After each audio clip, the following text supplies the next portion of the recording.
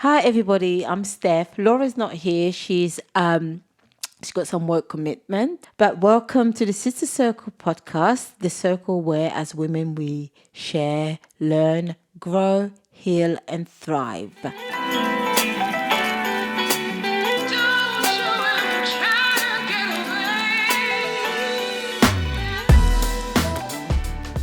Before we start, I would like to acknowledge the traditional owner of the land. We are currently recording in the Gadigal land of the Euro Nation, and I would like to thank the elders past, present, and emerging.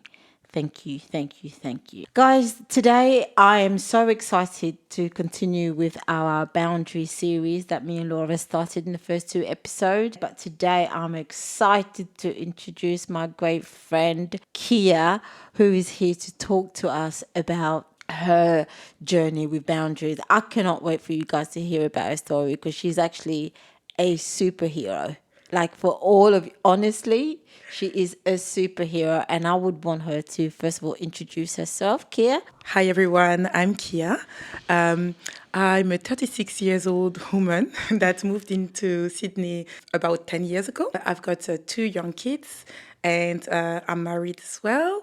I went through such a huge, I would say, big journey. And thank you so much, Steph, for this beautiful introduction. Actually, I don't feel like a superhero, but Wait until they hear it. but I'm really, really happy to be here today and to have been invited in this podcast. My background is from Mali, West Africa. I was born and raised in France. My two parents actually were born in Mali and immigrated to France more than 40 years ago. I've got 6 sisters, 1 brother, and I spent most of my life in France. I studied, part of my studies were done in Denmark, and then I moved to Ireland as well for my bachelor degree, and I finished my master degree in France and decided to move in Australia about 2 years after finishing my studies, after I started work and after I got married as well. Yes, I had a first marriage that didn't work out. And then remarried a couple of years after my divorce. Yeah. Well, okay, let's just start with that. So, how old were you when you got married? I was 25 years old when I got married. So that's fairly young, but not necessarily in your community. So that's Muslim, African, well, even African in general. Women can get married that young. Yes, actually, it wasn't at all young in my community. Yeah. I was kind of a late.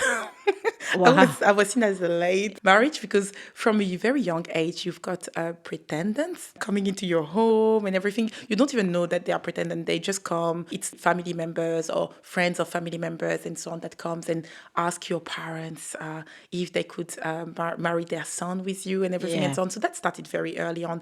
I was approximately 17 years old when actually my mom was sitting down with us and say, "Oh, I think it's time for you to consider marriage and everything." In my community and in my tradition and in my religion, marriage is a foundation and it's very important. But on top of that, we are introduced to also things like do not have sex before marriage, wait for marriage. And the marriage in Islam is also half of our deen, half of our faith, like literally. So it's very, very important religiously, but also traditionally in the Malian tradition Yeah. to get married. So 25 years old is not young. Yeah. But so at 25 years old, Yes.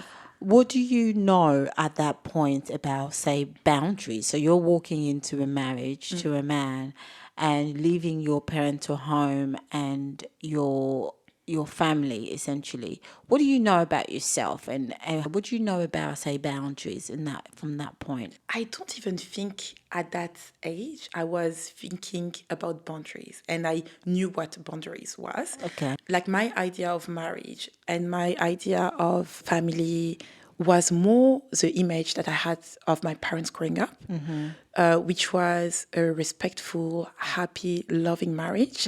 We were living in richness. When I say richness, it's not about money, but it was about the fact that our family has a strong bond. We were living in a home where like there is a lot of laughter, a lot of visitors, Yeah. and in that sense as well, we had no boundaries. When I say no boundaries, is like your sister will grab your stuff, wear them. I have sisters that are just a year older or 2 years younger. So it's like we literally were wearing the same sizes and everything, which means that I didn't have my own room. And also we were living in a house where it was like a open door. So when I moved into my marriage and I found myself just with one person, living in one apartment, where I have the keys, I can control who's coming into my home, and I tended to reproduce what I saw in my own house, which is what I saw in my parents' house. Already our upbringing was completely different. He was coming from a family where his parents were divorced, where there were family violence. He only had one sister, and his parents were still fighting in court after 20 years of separation. So when we got into the marriage initially, it was more like, a loving relationship. My idea was like, it would be like my parents. So I had no idea what boundaries were at that age and at that time. And I think it developed throughout the years of marriage. And I think after our separation, this is when I started understanding what boundaries were, and the fact that I didn't have boundaries and I didn't set boundaries as well. So what was the consequences of that personally? There were a lot of consequences. I would say, just to give a bit of background about what has happened during my marriage. Initially, like a couple of weeks after we got married, the first episode that came as a shock for me was like the strangulation episode, when my ex-husband actually strangled you. Yeah, strangled me. So this is now a physical space. Yes. So you've gone from having your personal space was shared and there was no boundaries and line and what belongs to who and where's my space. Yes. And now to a physical space where he's actually strangling you. Obviously, this doesn't resemble your parents' love. No. So what was going through your mind after that? I think already it was such a shock, because the situation itself, we weren't even arguing or anything. It was like we were in a disagreement and we were discussing. And for me, communication is key in any relationship. And in that particular situation, I was communicating how I felt, and he didn't took it like well at all. Came on top of me and strangled me in our bed. I was so shocked that I didn't even defend myself or try to take his hand off. I just looked at it, my eyes wide open. I was such in shock, and I was struggling to breathe. And when he saw that he went too far, like he released his great, had a panic attack right after that. And a lot of thoughts were coming into my mind. I knew straight away that this wasn't okay. This was not something that he should have done. And he was apologetic and saying, "I'm so sorry, please don't tell anyone," and everything and so on. And in my mind, a lot of things was racing. I think my mind was racing, like from, this is not what I signed up for. This is not my idea of marriage. This is actually his true face. How am I going to deal with it? And this is when I was like, maybe that's my challenge. That's what God has put in front of me as a challenge in my marriage. There isn't something that my parents were saying when I was growing up, that things in marriage should be kept in marriage. And don't tell anyone. Don't tell anyone. Okay. Like keep your husband's secrets. Okay. But at the same time, there were also things like you need to support each other and things like that. So I was like, maybe that's my duty to support him, to go through that and potentially to help him stop being violent. But I wasn't thinking that, because it was the first time. I was like thinking deep down inside, I knew, because I was saying to myself, if it happens once, it will happen again. However, I was trying to convince myself. Well, because so you were bound by your teaching. Yes. Like that is something that you first try to rely on that, right? Because if it's taking you this far, you're going to be like, let's try this way first. Okay. Yeah. I would say then after that episode, it's not little things here and there, but I can't even say that it's little now that, I'm taking a step back and I'm looking at the situation. But back then I was seeing it as little thing, because he was minimizing the violence. Because it was not just physically. For example, we would have a gathering home, we would invite our family, we'd play games and all that. And then he would lose a game against my team. After everyone leaves, he would start tickling me, but in a way where it wasn't funny. It was painful. So it was tickling you, but it was hurting you. It was literally hurting me. Has it tickled you before and that it wasn't painful? Yes, he Ah, had. okay. So I could see the difference. Yeah. This was literally to cause pain. It wasn't to cause laughter. And when I was asking him to stop, he wasn't stopping. Or he would grab my wrist and torn it as well. Oh. And he would say, "Oh, you're very sensitive. It's just because your parents never hurt you. You're too sensitive." Because so we're saying that you're just sensitive because you've never got beaten as a child. Exactly. Right. And you're more like a princess, you Yeah. know. So anything that I would do, you will see it as it's painful and so on. So that's why I was saying he was minimizing the situation. Now, looking back at it, I'm just like, he knew what he was doing. And he knew he was hurting me. And he knew that it wasn't all right. But at the time, when Did he know it wasn't okay? I think he knew that it wasn't okay because he knew it was painful. What he was doing was painful. He wanted to punish me because I just won a game. Oh my God. Yeah. And so at that time, even if I would say that I had tried kind of setting the boundaries, saying that, okay, it's not okay, it's painful, please stop and everything.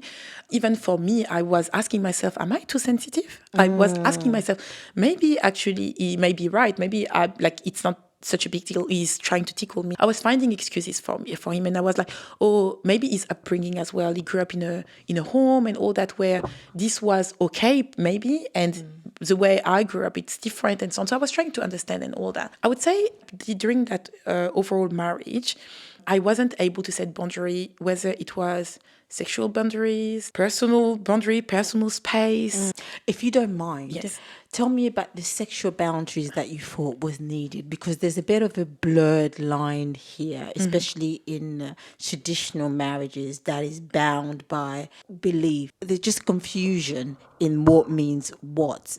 And this is not a religious fault. It's just the way that things have been interpreted. Yes. Right. So And I do totally agree with that. And I'm glad that you're actually pointing, insisting that it's not a religious thought, but it's like literally how things have been interpreted, because that's the reality.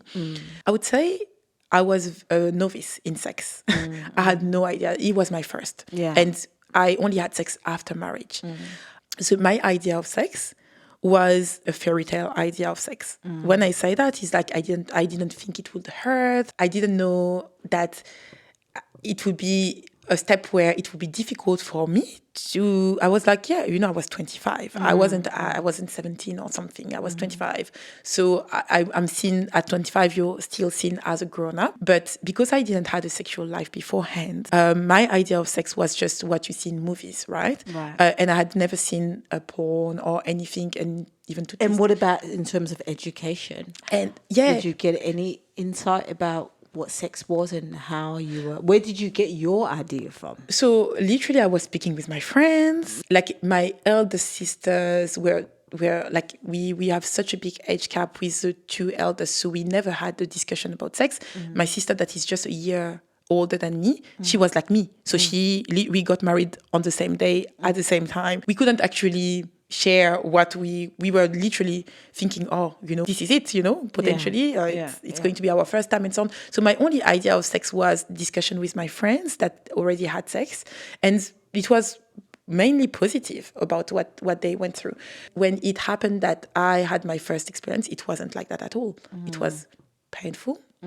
After that first time, I was afraid to have sex after that. That's how bad it was. Okay. Because he was insisting a lot to have sex. I was literally having sex without. And did you communicate to him about your experience? So I did communicate to him, even before marriage and even during. I communicated to him that it was painful, that I didn't like it. But the only thing is that the difficulty that I was having with him is that he would accept not to have sex, but then he would try to have sex at 3 a.m. when I was sleeping, literally. And then it was at the time I was very exhausted. I was already in pain from the previous one. I mean, so when would the previous one would have happened? Like something like 2 days before. So you're still in pain 2 days after? Exactly. And I was so much in pain that I was going to see gynecologists in France and discussing with them and trying to find solutions, because initially I was thinking that potentially, because it was my first time, he potentially had sex before and he gave me a disease or something. Right. So I was literally going so far, Yeah. thinking that potentially I have something wrong because he had something wrong. Even if I had asked him to do, like, the test that you do before having sex and all that before, but like, and it come back cleared. Yeah. To me, I was thinking it's something to do with him giving me something, because how come it's so painful? How come it's so itchy and painful and all that? I started discovering more what sex was like when I got into my second marriage, which is really bad because I stayed married 6 years with my ex-husband. Thanks to an osteopath, I find out what it was, not even the gynecologist. And they said that I had what they called mycosis, and it was stress related and related to anxiety and so on. So my body was creating those mycosis because of the stress and anxiety and so on. And it was. And if you can just explain briefly what is that? Mycosis is literally a type of infection that you get, and it causes rash, it causes bleeding and all that, and it can be related to something inside your body, or it can be related as well to your psychological state, you know. Okay. And mine was related to the stress and anxiety that I was experiencing, and it was literally overall linked to the fact that I was married to someone that was not treating me well. And that's the reason why I was having those mycosis. So when you said about the 3 o'clock in the morning that Yes. he would want to have sex, so he would wake you up. No, literally, I was waking up, he was already inside. Wow. Yeah, it was really. Wow. Yeah. So what would you do? So I would just let him do. And that was based on what exactly? Even when I was pushing him away and I was trying to stop him, he was trying even more. He was like giving sweet talks and all that and saying, oh, it will be okay, no worries, and things like that, which I knew it wouldn't be okay. And I knew the next day I had to wake up at 6 a.m. and go to work, and that I would be having rash all day and it would be painful all day. So for you, it was more about the pain and the rash, as opposed to you hadn't consented to have sex with him. The idea of consent, I think that's also linked to boundaries. I was thinking that because we are married, he has the right to. So that's something as well that was in my thoughts, that the way my idea of marriage is like, you have to have sex with your husband. On demand. Right. So I didn't know that I could fight it back more and said that I could say just no and that's it. I was just thinking that even if I don't want to, I have to. Oh wow! At the time, you didn't feel you didn't think it was odd. It was normal for you to think like that. Yeah. You didn't feel like. No, now, like, because now that I had to do a lot of work on myself, and now I know that it's wrong. But back then, I had no idea. I was thinking that it's normal, and I was thinking that most marriage must be like that, where, like, man wants to have sex, and even if the woman doesn't feel like it, she just has to have it because they are married. When you left marriage and you started working on yourself, what were some of the things that you came to realize about boundaries, about your own space, your personal space, your body, and versus what was just missed out of the other teachings that you were taught? I would point the first things to be consent. With the overall situation, what has happened is that I ended up having to go to the police station to have an AVO made against an AVO. It's an apprehended, had to have an apprehended domestic violence order made against my ex-husband because he was literally threatening and all that. I wanted to leave, but he wouldn't let me, and he was like. And this is just to caveat this. So this is based on other things that happened in the marriage, not just about the sex. Yes, no. Okay. It's been there were a lot of things that happened in between the time we were married and we were in France and the time we moved to Australia. We moved to Australia 1 year after getting married. Yeah. During that time when we were in Australia, we had our first child together. And during the relationship at that time, there were domestic violence while I was pregnant, after pregnancy, and all that. And so I left at the time when my baby was 8 months old. Initially, he was threatening me that, oh yeah, if you leave, you're going to see what I'm going to do. You're not going to have your baby. That I'm going to make sure that you don't get your baby and everything and so on. So he was threatening me a lot with a baby. At that point, it was not about me anymore. So at what point did you decide that, I know you said it wasn't about you anymore, but what had happened that made you decide that this whole story about keeping my husband's secret is not working here? Yes, Yeah. I think that's a very important point that you raised. Yes. So what has happened is that I would say during the first 2 years of our marriage, they were like physical, emotional, but also financial and all that abuse during my marriage. Then after the 2 years of marriage, I decided to speak up. So the first person I actually opened to about what was happening in our home and everything was his mom. His mom was absolutely lovely, but she actually went through the same with his dad and even worse. I was thinking that she wouldn't judge him because she is his mom, and she would be able to support me in this situation. Yeah. And at least she would know what's happening. So I spoke with her and I discussed with her. She was absolutely in shock. That's not the image at all that she had of her son. Yeah. And she actually spoke with him.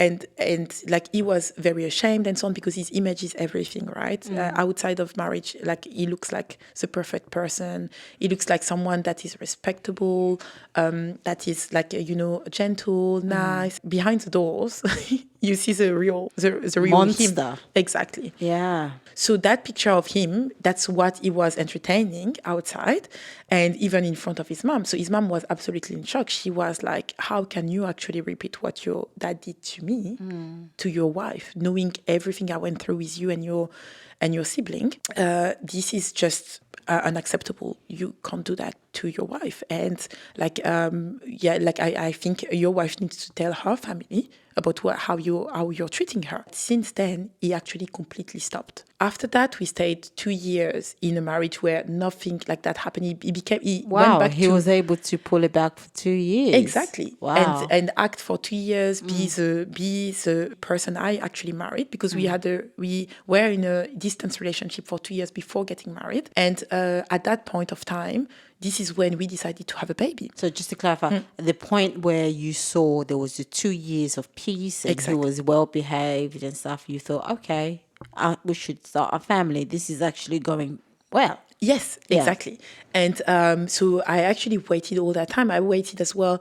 I was working full time. I had a job with a lot of responsibility. I work in education, and I was managing the admin and customer service in a few campuses. In my job, there were big reform happening and so on. And this is just important to understand why this has triggered him to start again because. Yeah.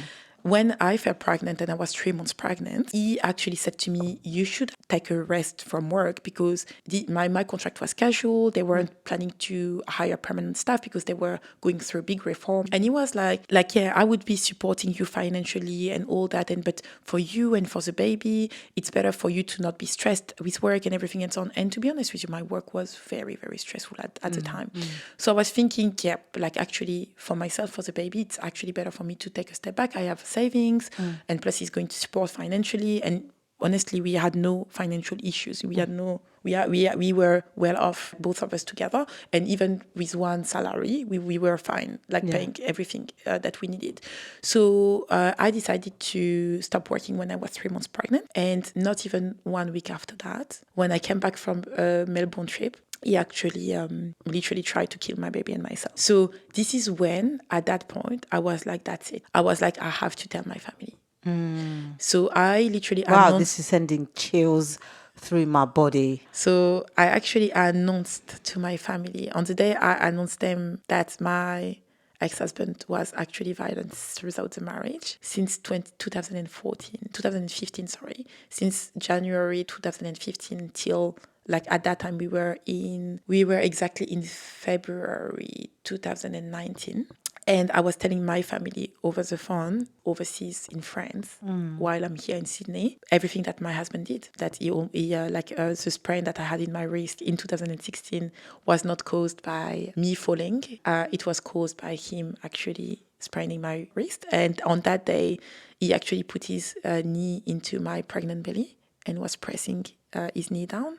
He strangled me to the point where I couldn't even breathe. So I had to tell that to my parents overseas and his mom as well. At the same time, saying to them that I'm pregnant. God, that was the first time you announced your pregnancy. Yeah, because I wanted to surprise them in April when we were about to travel back home. Right. At that time, but unfortunately, I had to tell them over the phone at the same time as saying that my husband is a perpetrator. Yeah. And that's where opening up allowed me to me, I was like, it's over. But my parents they are very religious and they are very traditional as well. They were saying, don't tell anyone. We will manage this within the family. We talk to his mom. We will talk to him. And when they spoke with him, what was just very shocking with the situation is that he was very calm. I was agitated, crying, everything and so on, telling everything. And he was very calm and he was acknowledging everything he did. He was like, yes, I did that because she did that. I did that because she did that. So he was trying to justify all of his action with what I had done. And the thing is, even when I look at what I had done at that time, I was just upset because when I came back from my trip, he had messed up with the house and everything and so on. And I had told him, and he wanted to have sex with me, and I didn't want to have sex with him. Just by saying no to him, he literally was trying to force me into it. And why did you say no at that time? Because at that time, I was like, this guy doesn't respect me because he was happy for me to go to Melbourne and all that. I literally cleaned the whole place, cooked and everything for the 4 days I was going to go away. And I come back to a messy, dirty, smelly home, knowing that my best friends and her future husband, were about to come to Australia to visit us 2 days after that. With my state of tiredness at the time, being pregnant, 3 months, I was literally vomiting my trips out and all that. And I was so tired for the first 3 months of the pregnancy. And him doing that was so disrespectful. And at that time, I literally say a firm no. And then he started screaming in my ear and I scratched his face because I literally was afraid for that he was about to hit me. And then this is when everything escalated. Anyway, back to your question about when the boundary situation happened is like already at that point when I said no to the sex, and then he attacked me. Then I was like, you know what? Now I need to speak up. So I spoke to my parents and my family. They spoke with him. He was literally, I think the shame at that point had left his body. He was like, yeah, whatever. Now everyone knows, right? When this happened, I was like, no, you know what? I think what my parents are saying to me, I don't think that's right. But I can't call the police on him or anything because I know it's going to cause a big deal in the family and all that. But at least I'm going to say it to the midwife that is going to do the examination at the hospital because you have a questionnaire to fill out when you're pregnant. And it was my first visit at the hospital. And during that visit, you have a questionnaire that you fill up and all that and so on. And in that questionnaire, there were questions about the relationship and all that and domestic violence and so on.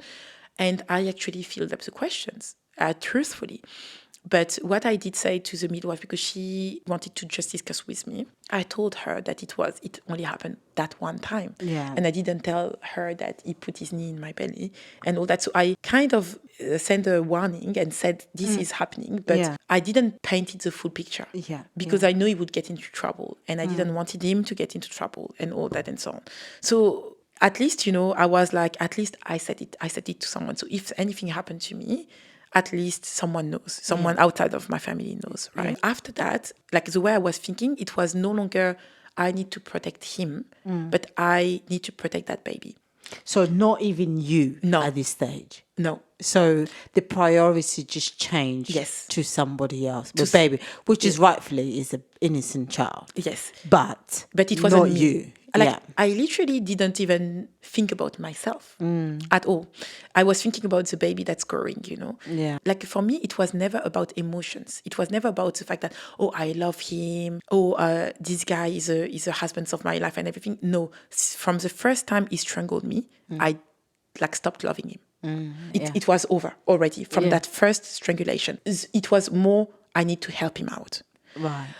And then at that point when he strangled me and all that, and I was 3 months pregnant, it was no longer I need to help him. It was I need to help the baby. So it shifted to that. And I believe what has happened, the next big, I think, thing that happened after that is when the baby arrived in this world.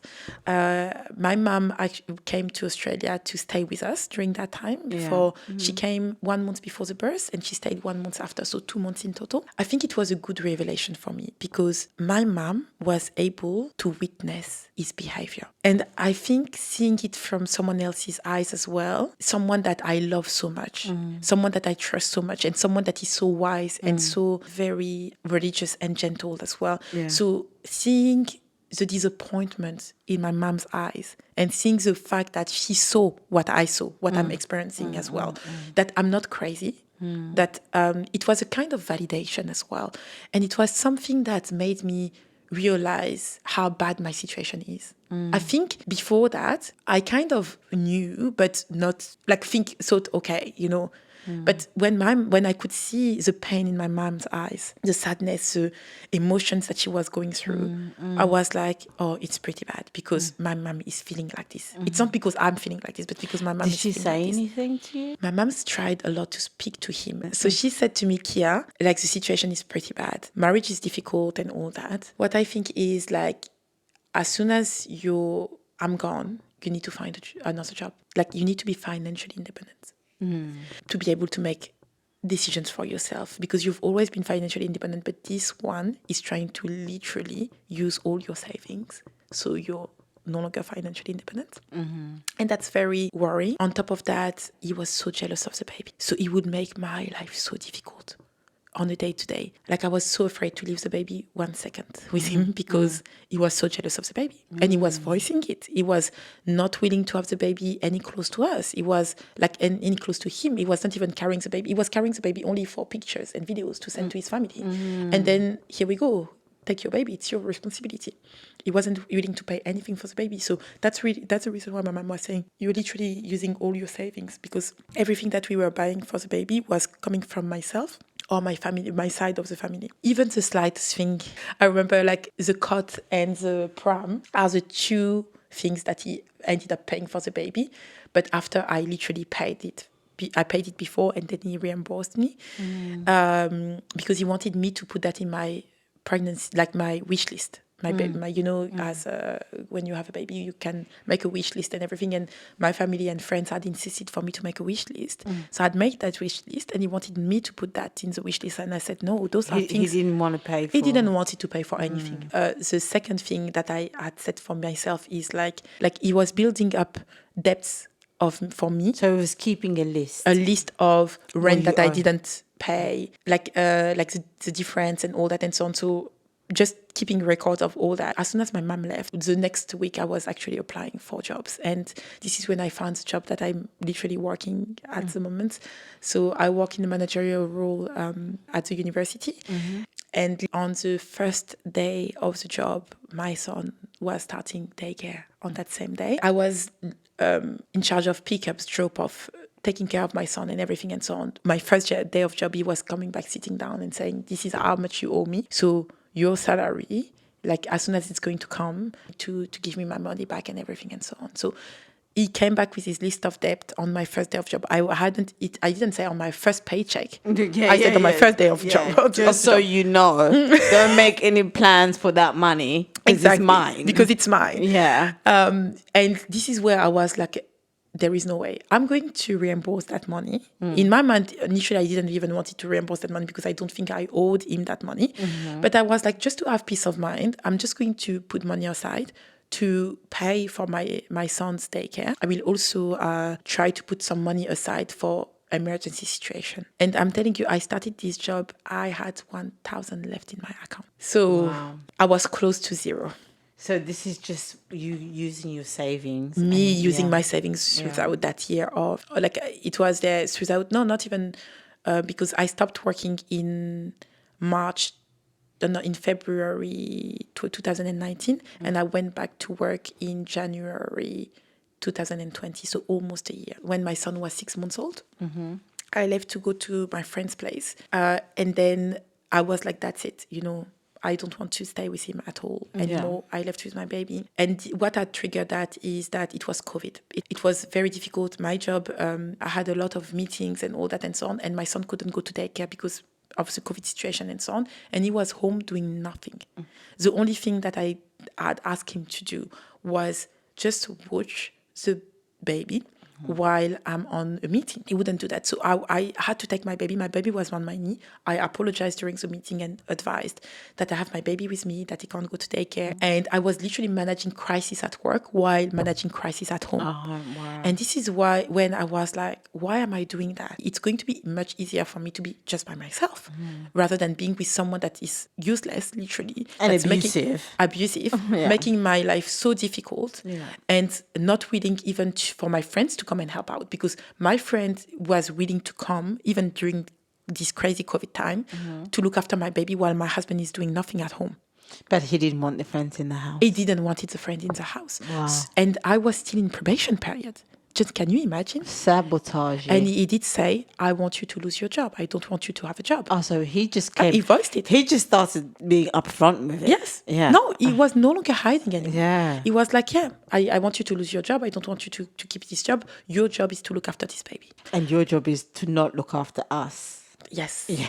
Yeah. Wow. Okay. So this is when I was like, no, I'm out. So when I left... Well, I think you should tell us about how you left. So I think that's the story worth telling. Okay. So that time when I left, when my son was 6 months old, I ended up coming back because he begged my parents, he begged my entire family, like both my parents, my dad and my mom. He said he would never do this again, that he regrets, he knows that he's messed up.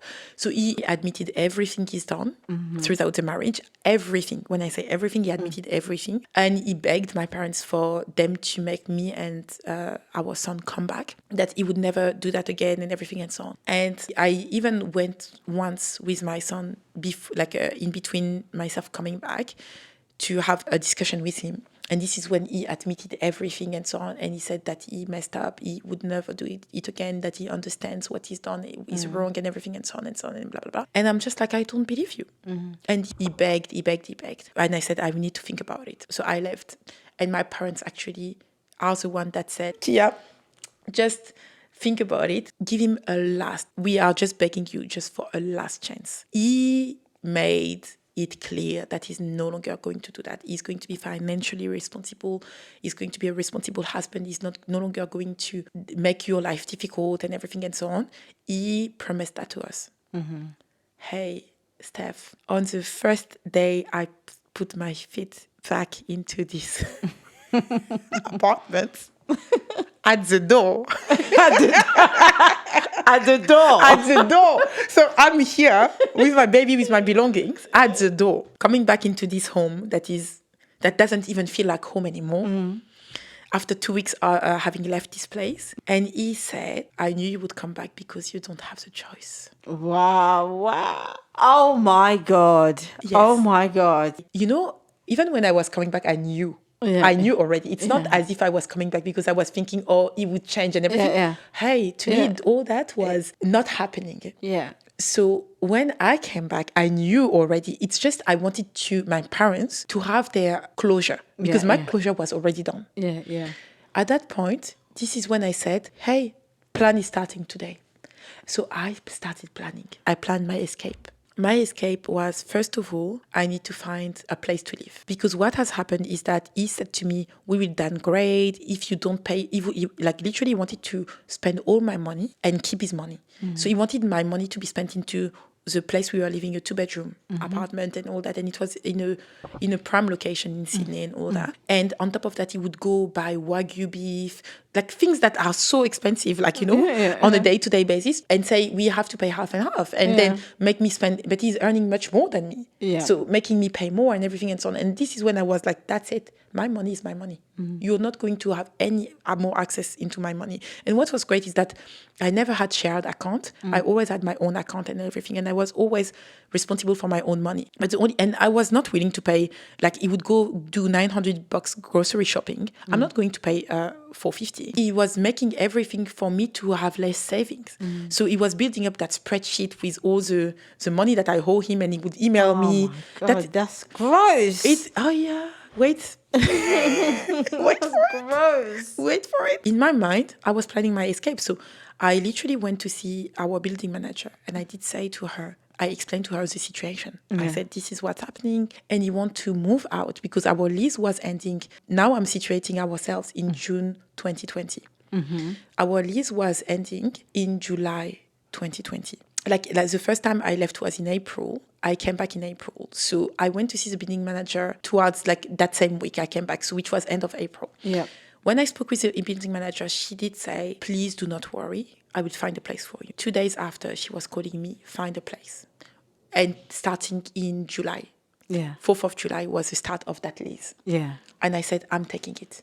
It was Well, a 4th of July is Independence Day in America. So I didn't know. Wow. I'm learning something today. I was like, 4th of July, this is when I'm moving out. So in between, I spoke with a caseworker.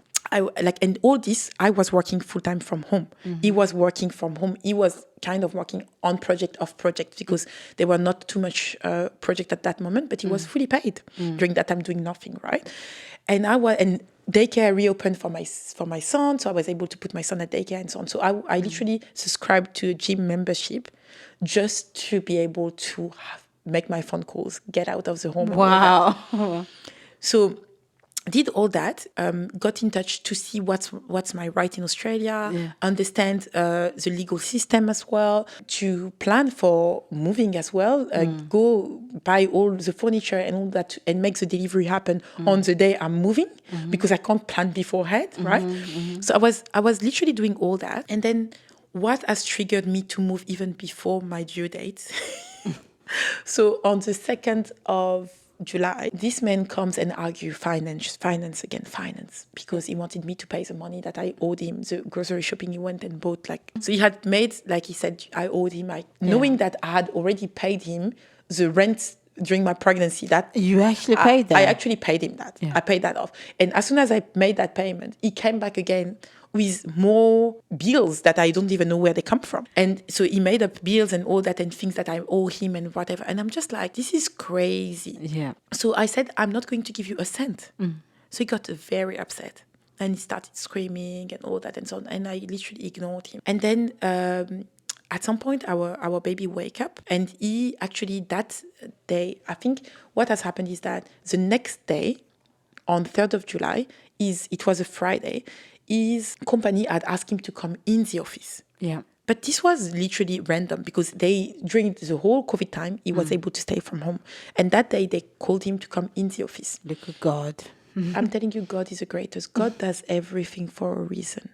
God has plans. Yes. We are here thinking, I'm telling you, we are here sitting here thinking, we human beings plan and all that and so on. But God has his own plan. Eventually, we'll fall under God's plan. Amen. And this is what has happened.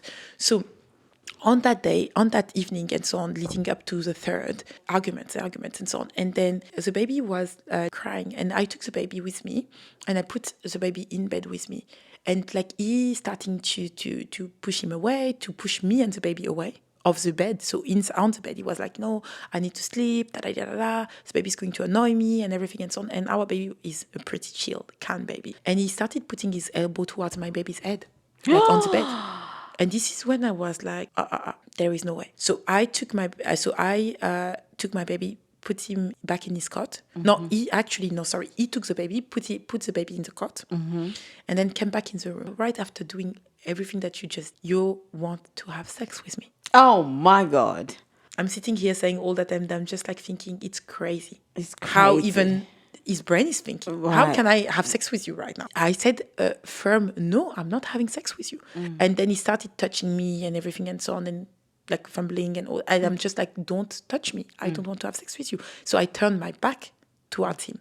And then he said, so when are you going to start doing your duty? As a wife. As a wife. Yeah. And I'm just like, because I think at that point I had gone the longest we had ever gone without having sex. I think it was more than a month. And he was like, when are you going to start doing your duty and all that? And I'm just like, So would you say, I mean, I thought you was going to say since the baby was born, but would you say that when the times when you would have sex with him, it was because of your duty? You felt it was because of your duty? no, it had gone months before we had sex. Sorry. Okay. Yeah, I said yeah. 1 month, but no, months before we had sex. I just can't remember what was the last time. Yeah. So he said to me, so what are you waiting for to leave? And you know, what's so good with my religion as well is like to divorce someone. It's to divorce your husband. Your husband needs to formulate that he wants to divorce or anything. But saying to me, what are you waiting for to leave, you know? So he's literally giving me the way. So I just have to wait a 3 menstrual period to be completely divorced for him.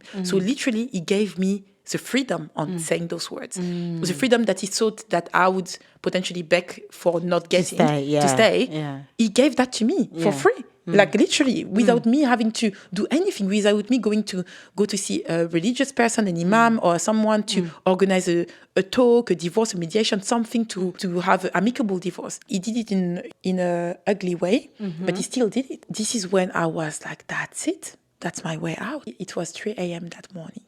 I messaged my friend and I said, I need your help. Come at mine. 8 a.m. tomorrow. She was working from home. I need your help. I have to move out. And that was a friend like I had stayed with when I left the first time. 8 a.m. she was here. Like as soon as he left, I messaged her. I said he left. She came. In the meantime, I had dropped my kids at daycare. We armed ourselves with plastic bean bags. Yeah.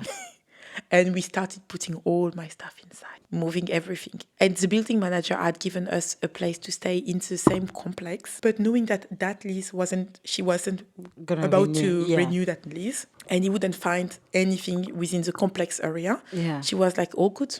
Yeah. It's going to go at the end of the lease, which was mid-July, and I was leaving on that day on the 3rd of July. And this building as well is secure. There is a swipe card for every entrance of the complex every and all elevator that. And every elevator. Yeah. So and at that point, is that when you got the AVO? Moving everything took us hours. I had no idea when he's going to come back. He could have come back at 1 p.m., 2 p.m. By 4 p.m. we finished, Steph, and he was still not here. My worry was he would go to daycare, grab my son. So I rushed to daycare. My friend, literally, she's not even a smoker at all. She's not smoking. She had to go and buy a cigarette. That's how stressed she was.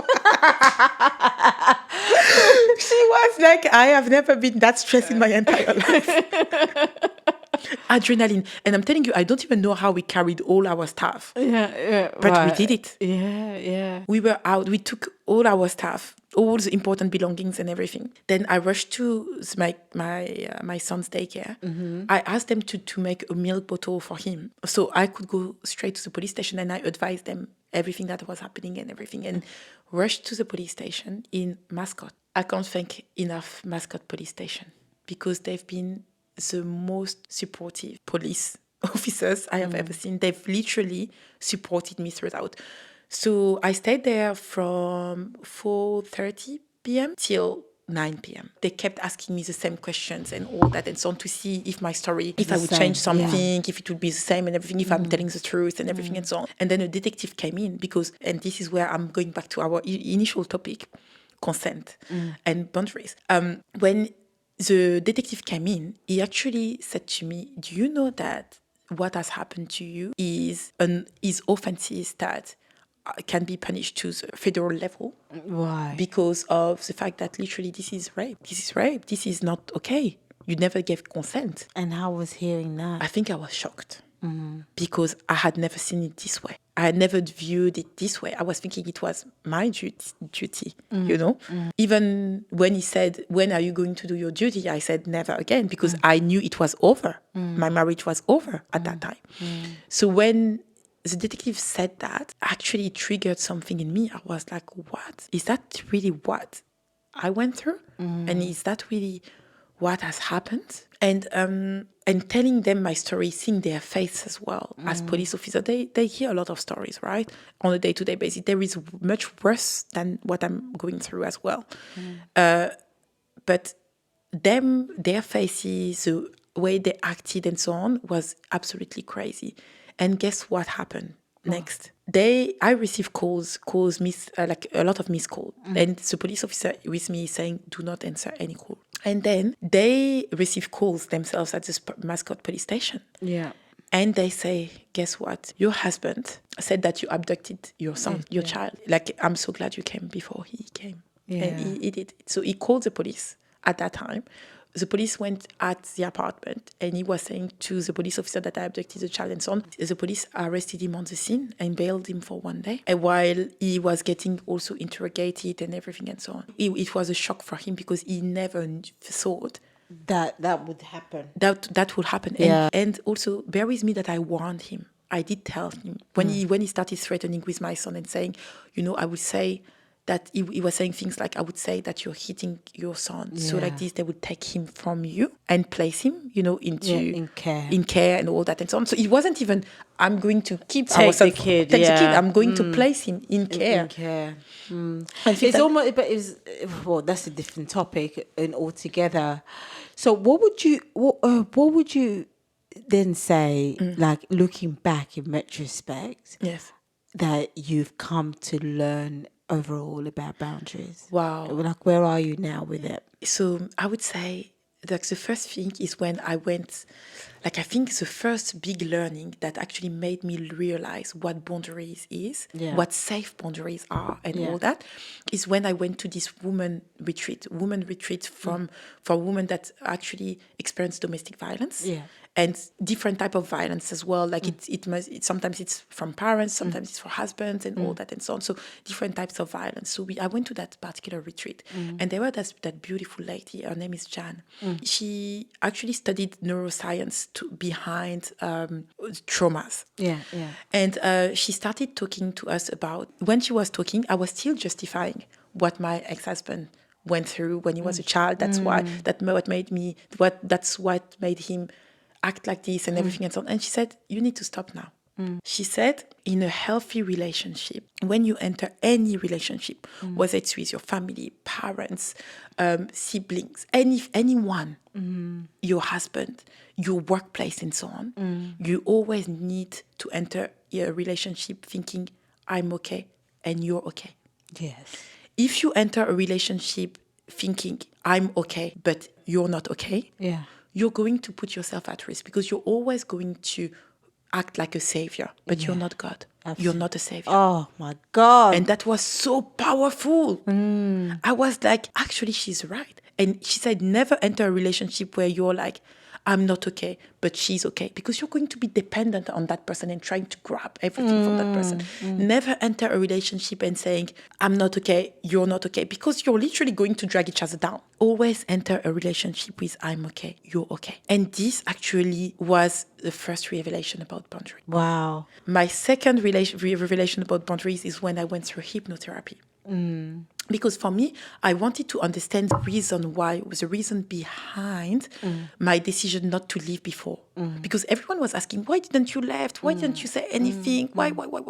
And I was like, okay, why? Even when people are asking me why. You don't know why. Yeah. It's not even out of love because I didn't love him. Yeah. It's not out of anything like that. Yeah. So why? So I need to understand that why. So I went to hypnotherapy. And when I did hypnotherapy, what was really, really interesting is like, you're not sleeping, but you're in a state where your subconscious is being triggered. And so I find myself in my mom's womb. Wow. During that hypnotherapy session. My mom had my sister a year before I was born. And my sister was very demanding. So in my mom's womb, I was trying to make myself so small so my mom could have space to take care of my sister. Oh my God. It was so powerful. Then I understood that throughout my life, I was always in a state where I'm okay, but everyone else needs to be taken care of. Oh my God, that is so powerful. That's literally how I navigated throughout my life and throughout that marriage as well. It's one thing to understand it, it's one thing to see it, and it's a second thing to start building those boundaries. Applying. So understanding that as well was a second thing that actually made me like, wow, actually this is what boundaries is. And I never had solid boundaries. I never set boundaries with people because I was always in a state where I never looked after myself. I always looked after other people. And I was always in a state where I'm okay. And I'm already grateful to God for everything I have and everything. But I need to help out others. But there is a thing with helping out. There is that thing about being some selfish in a way. It's not selfish to put yourself first. No. But understanding that was really hard. Yeah. Okay, now I would say the third big revelation about boundaries is when I started to do kinesiology treatments. So in between all these stories and so on, I got remarried with my husband that actually moved from France to come and live in Australia. We have another child together.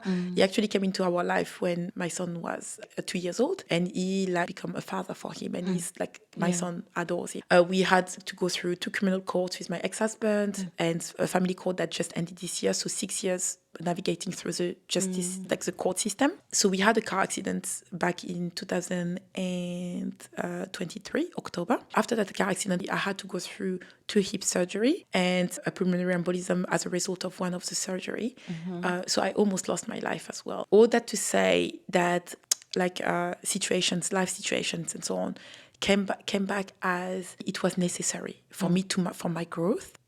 God does everything for a reason. I think I said that already. Yeah. But he does everything for a reason. It was good life lessons for me. What the kinesiology session was a result of my car accident. And so that's the reason why I mentioned the car accident. I had just tried so many therapies because of the overall physical pain that I was having, and I couldn't point out why I was having those physical pain, what should I do, and so on. And the kinesiologist, she works on your traumas. So the car accident trauma, she started working on me. The first session with her, she said, what your body is telling me is disdain. Disdain. Yeah. I was like, what's that word even? So I started translating and so on and so on. And it's literally hatred towards yourself. And I was like, but I love myself. I never hated myself. And she was like, no, what you're doing to yourself is a form of hatred towards yourself. Oh, that is just revelation. Exactly. She said, not putting your needs first and neglecting yourself to help others is a form of disdain. And she said, what's going to help you? You're coming to see me about your body pain and everything and so on. But are you even allowing your body to rest? Are you even taking the time for yourself to be able to heal? Are you even thinking about yourself? Are you even resting? Amen. Oh my God. This is like, wow. And this is when I was like, wow. Yeah. Actually, she is right. And she wasn't the first person to say that to me. I had my friends that were telling me, Kia, look after yourself. Kia, take some rest and all that. I was literally doing 100 things at the same time on a day-to-day basis. I was starting my business, full-time job. I was a single mom for a while, and all that, looking after my kids, looking after my husband that actually moved to Australia, that was starting his new life here and all that. And she was right. I was putting everyone else before myself. So when she said that, actually, it was a slap in my face. And this is when I said, yeah, actually, I'm not doing what God's saying. It's saying for myself. I'm not even being kind to myself. I'm being kind to everyone else but myself. I'm being helpful to everyone else but myself. I'm supporting everyone else but myself. I need to start looking after myself. And this is just this year, Steph. This is just this year. So when you called me to talk about this topic of boundaries, I was like, actually, I'm working on it. Yeah. I'm literally working on it. But that's good. I think this is already amazing. Just that going back to just the revelation is a step. First of all, is acknowledgement. I mean, Yes. you've gone first. You've gone further than acknowledgement. To know that, to have that first revelation of like a healthy relationship is I'm okay, you're okay. Yes. That is what starts off a healthy relationship. If I'm okay, you're not okay, or you're okay, I'm not okay, it's going to create an imbalance Exactly. in our relationship, which means you're going to lean on me too much, or I'm going to lean on you too much. And that is not okay. That Exactly. means you're going to be taking a lot more from me, from what I need for me. So that in itself is a step in the right direction. And secondly, to realize that my body is telling me I don't like me. You didn't even know that. No, I never realized that. And do you know what they say? Love is not words, right? Love is action, right? Love is action. So what action do you take on a daily basis to show yourself that I love me? That's a good question. What action do I take on a daily basis? First of all, like it's maybe for some people it would be as simple and think what this is normal, but for me it wasn't. First of all, when I need to sleep, Yeah. I go to sleep. When I need to sit on my couch, I sit on my couch. Well, I think actually, Kia, this is really good for people who have dependents. Like you're a mother. That doesn't always happen. Or people who have a really demanding job, you know. They don't go to sleep when they feel tired. Yes. They don't sit down when there's this I hear it all the time as a therapist. There's this existential guilt Exactly. that women go through to think that I can't, not just women, men also, to think that I can't sit down. Yeah, and tell me about that one. That one was one of the biggest thing for me. Yeah. Never, like my couch was brand new. Yeah. Because he's never had a butt crease on it. Exactly, because literally, and it's very, and also I was so upset sometimes at situations when I say that is that when I was seeing my husband laying on the couch and so on, I was like, how lazy is that? Yeah. I wasn't understanding that this is normal, Yeah. that people lay down on their couch and Yeah. rest. I was like, why doesn't he do this? Why doesn't he do that? Yeah. And also realizing that is helping me on a day-to-day basis to realize that everyone goes at their own pace. Yeah. And you can't impose your pace on other people. It's not because you're restless that people have to be restless. And this is very, very important because, and even in my relationship, even now, I'm working on it with my husband because he navigated this relationship at the time where my boundaries were not solid. And he went into this relationship thinking, she's okay, I'm not okay. So I'm literally working on him as well. Like when I say I'm working with him, it's more like setting my boundaries with him and saying, no worries, you're okay. And I'm okay. Well, I'm not sure if this is a redundant question, just based on that last statement. Have you forgiven yourself? Forgiving myself. To be honest with you, I never thought about that. So I'm thinking about it right now when you're asking me the question. To be honest with you, I have no regret. I don't regret any decision that I have made. Yeah. When I say that, is like, okay, the only decision that I actually regretted in my entire life. It's funny, but it's not having like it's like at the time when my mom was here and so on, and I was about to do my child's birth certificate. I was like, that guy doesn't deserve to be. So you thought that back then? I thought that back then. Yeah. And I said to my mom, I'm not going to put his name on the birth certificate. Yeah. And my mom was like, you can't do that. Yeah. And I know I can't do that. But to be honest with you, I should have. Yeah. I should have. Yeah. I should have. To save you all this trouble. To save me all this trouble because he's never been a dad and he never will be for our son. Like with the years of court we've navigated through and the fact that it's made our life a hell, preventing us to travel for all those years to see our family. We finally traveled this year in June. It's just like a heartless way of acting. We could have peacefully part ways and kept the relationship just parenting relationship if he had been a good parent, a good dad. But it was a danger for our son. It was a danger for myself. Even after marriage, after when I left and everything, it kept being a danger. He started stalking. He started doing all the weird stuff that people that are obsessed do as well. And it's sad because there is a child in the middle. Think about the child. Think about the child, If you're making his mom afraid and if you're stalking her and if you're trying to, what impact do you think it is going to have on the child? I mean, people in pain don't generally think that. Yeah. Yeah. And and back to the questions as forgiving myself, like apart from that regret that I have not putting him in the birth certificate because it would have made my life much easier down the track, is like, I think every choices that I have made in my life, whether to stay, whether to leave, whether to remarry, whether to like every choices that I've made, work-wise, everything, I think those choices have been made because they were meant to be made at that time. So I have no regret. I'm really grateful to God for giving me this life and those life lessons as well. I'm grateful for the car accident. Even if I went through 2 surgeries, I almost died this year. I'm so grateful for the car accident because it made me realize, I was sitting there with my crutches and people were doing things around me for me. And I was like, I couldn't stand that.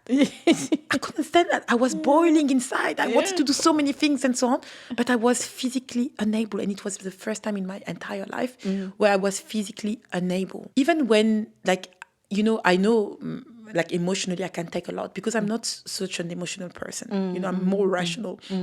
So I know I can take a lot emotionally.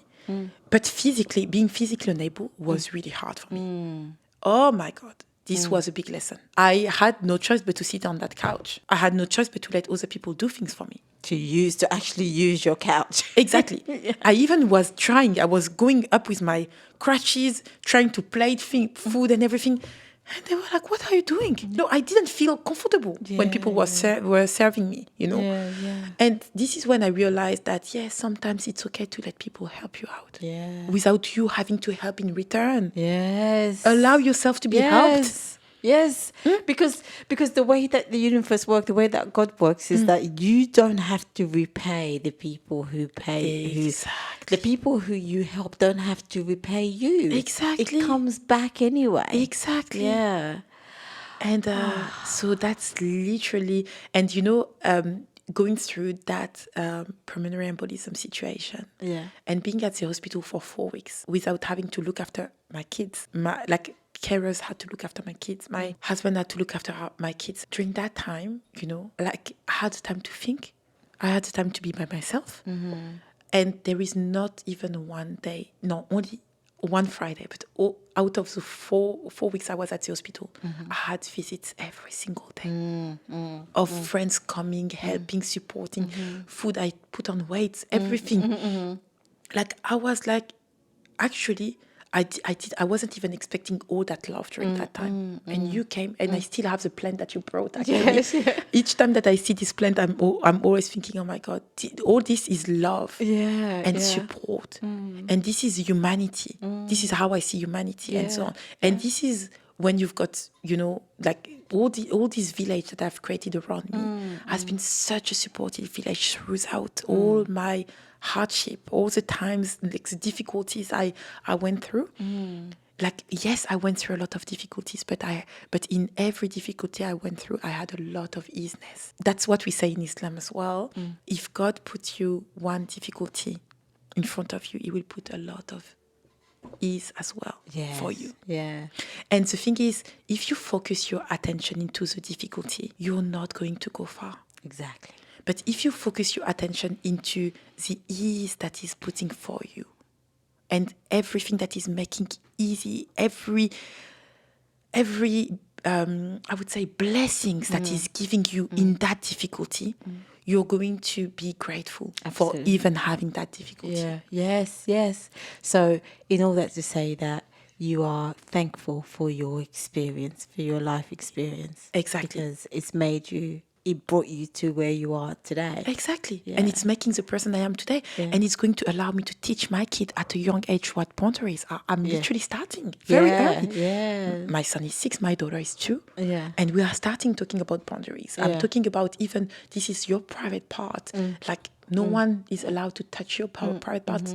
Like don't like if you're not happy with someone touching your hair, touching your body, tell them I don't like it. And you can see my daughter saying, I don't like it. Yeah. You know, she's already like so good at setting boundaries. And I'm just like, this is like, I'm not repeating the cycle of not having boundaries. Yeah. Yeah. And even going back to France has been a big revelation when I saw my mom, how she is and all that at the moment. I'm just like, no. Yeah. You know, I was like my mom. Yeah.